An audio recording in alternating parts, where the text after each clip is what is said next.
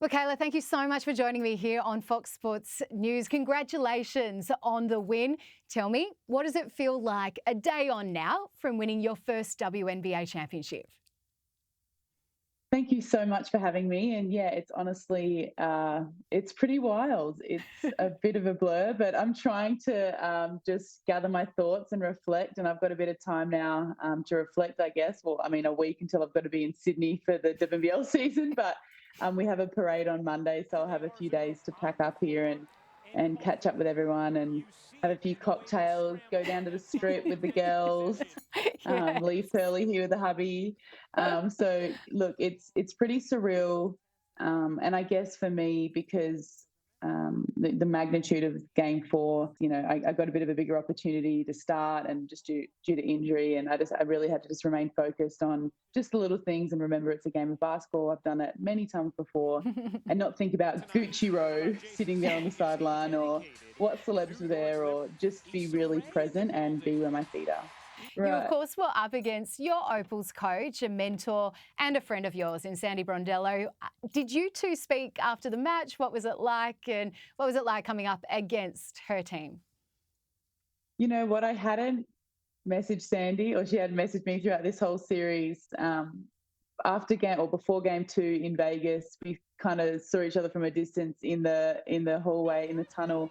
I mean, peace sign kiss, like we gave each other a like I see you, how are you kind of look, but also remaining very focused at the task at hand. And before game 4, she kind of winked at me a little bit in the warm-ups, and I was like, gave her a little smile. And so there's definitely a lot of love there, but we were just remaining really professional and just trying to respect that we were competing against each other, because once you're over that line, it's you're going for your team, right? You're not really, we're Mm. opals always, but in those moments, we really had to go against each other. But I have a lot of respect for Sandy, and we've got a big year coming up with Paris, and I have, yeah, all the love for Sandy. She probably knows me better than any coach in the world. So um, yeah, what a moment, what a time. And I think I'm gonna have to write a book for Pearl, just with all the stories she's gonna have to remember in her first year of life. Yeah, I reckon. And speaking of which, talking about the first years of Pearl's life, I think I know the answer to this, but let's just recap because it's been an incredible year for you. You were the WNBL MVP last season. Of course, sensational for the Opals in the bronze medal winning World Cup campaign on home soil, and now a WNBA champ. What has been the difference for you? Is there a change in your life and basketball that has seen you rise to yet a whole new level in the game? I think, and probably know what I'm going to say. That mama I do. strength, that mama strength really is a whole different level and perspective on everything. You just want to do everything for her, or it's just I don't even think about anything else. I just want to beat her, love her, finish my game. Where is she? I just, everything I've been able to achieve has been for her, because of her. She's been just the biggest blessing.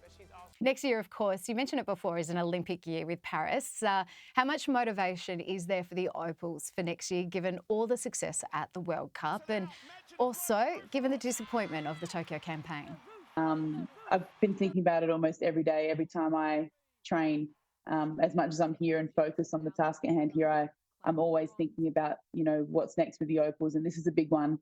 It's a chance for us to redeem ourselves from Tokyo. And it's the only, I don't, it's like a little humble brag here. I don't have an Olympic medal, and it's one of the only things on my goal list that I don't have yet in my career. So Mm. I'd love to, I'd love to win an Olympic medal. And at this stage, it could be any color, obviously always going for the top one.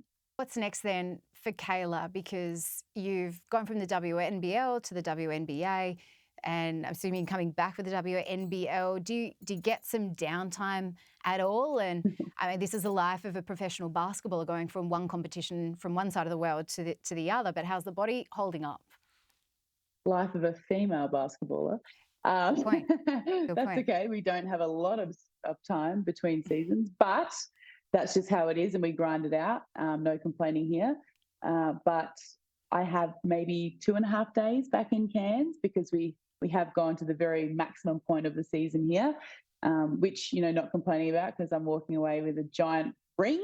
So I'll go home to my dogs for 3 days, and then we'll take the dogs and head down to Sydney, and we have our first game in Perth on the 3rd. So I get to Sydney for 3 days, and then we fly to Perth on the 2nd for a game on the 3rd. So not a whole lot of downtime, but I haven't played a whole lot of minutes here. You mentioned not many minutes, but you did.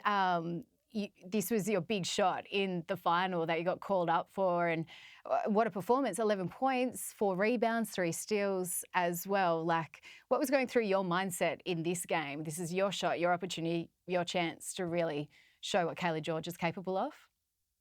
Yeah, it's actually unreal when you really think about it. Like, you can't really script this. It's like a movie. Like, what are the chances that, I mean, yeah, crazy. So I always have the motto, as cliche as it is, stay ready so you don't have to get ready. And I've been a professional for almost 17 years. I know I'm not a young Springbok anymore. I'm 34, but I still act like I'm a young Springbok. So it's all about the power of the mind. I got the call a day and a half before. We knew Kia was out, Chelsea was out, and Coach Becky Hammond was like, Kaylee, you're going to start? And I was like, all right, say less.